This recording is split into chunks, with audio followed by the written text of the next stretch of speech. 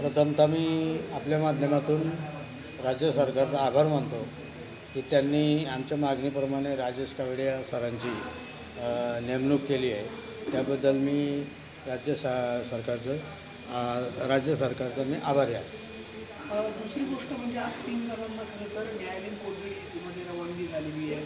त्यांच्याकडनं जामीन त्यांना मिळण्याची शक्यता खरं तर वर्तवली जाते। माझी पहिली विनंती हीच राहील की त्यांना प्रथम जामीन मिळू नये, हीच माझी मागणी राहील आणि हीच माझी मागणी राहील, त्यांना जामीन मिळू नये। 3 आरोपींना आज न्यायालयामध्ये हजर केलं गेलं होतं। त्यांची पोलीस कोठडी संपून त्यांना आता न्यायालयीन कोठडी खरं तर त्यांची आजपासून सुरू झालेली आहे। जामीन मिळण्याची शक्यता वर्तवली जाते।